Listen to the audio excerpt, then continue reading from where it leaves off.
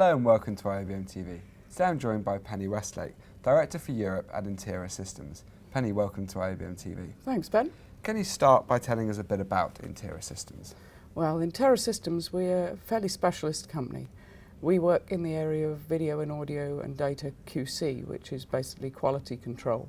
So there are quite complicated processes, unfortunately, with producing professional and broadcast type video, and also, of course, now in the streaming world.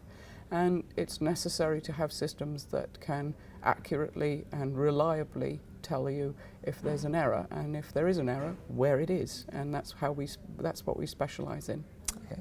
And so the video streaming market faces many challenges at the moment, Penny. What are some of these challenges, and how are Interra Systems working to alleviate these challenges? Well, obviously we have a slightly specific viewpoint because we're specialists in it.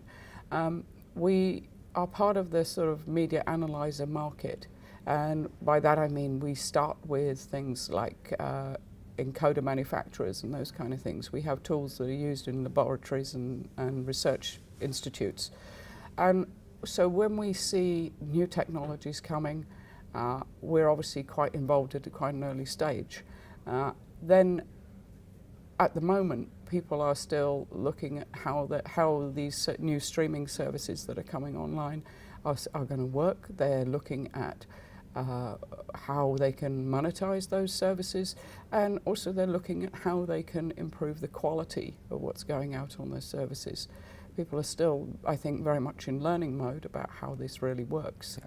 So in terms of the challenges, there are many new technologies and ways of producing these streaming services.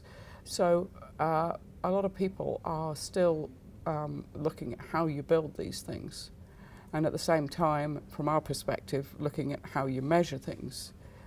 There's the world of big data, which is a sort of very high buzzword at the moment.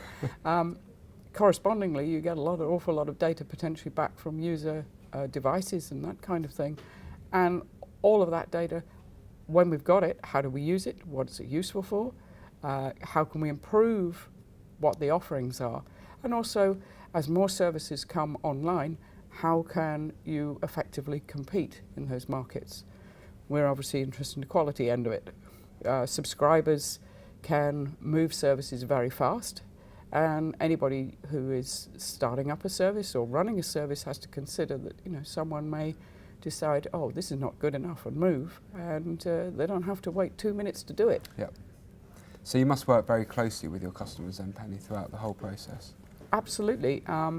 Our customer base, we're very lucky that we have quite a large customer base from our Baton product, which we're best known for, across the world, from telecommunications companies right through to very small post houses. And we talk to them constantly.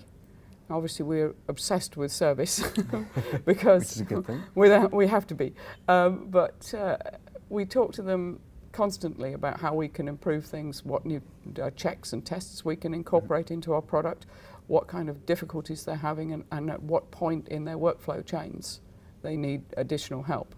And if we can help by providing the quality control that they need and the granularity that they need, then we're obviously going to work on the things they're asking for before anything else. Yeah. So Penny, what's new in QC and monitoring then? Well, one particular thing that we've been kind of working on for a couple of years, but in certain applications, is this particular show. There's been quite a lot of talk about machine learning. We have partially incorporated that already into one of our products, Baton, with the audio language detection module that we have, and now we're starting to apply that into other areas of quality control. At the moment, quality control, you can do an awful lot in the automated world, but there are certain human artistic decisions. After all, the end consumer is a human. Yep. There's certainly artistic decisions that maybe directors and producers take that might appear like an error to a machine. Obviously, with machine learning, there is the possibility that you could define terms so that if you like, the automated quality control becomes more intelligent. Okay. I don't think it's going to put humans out of a job anytime soon, but we have this concept of hybrid QC, which brings the two processes that people are often doing at the moment, an automated check followed by a human review. It brings that whole process much closer together. Okay, well, all sounds very exciting, Penny. It certainly is. I'm going to have to keep up with the machines. Thank you very much for joining us. Thanks, You can Ben. find out more about all of these products and services at interrasystems.com.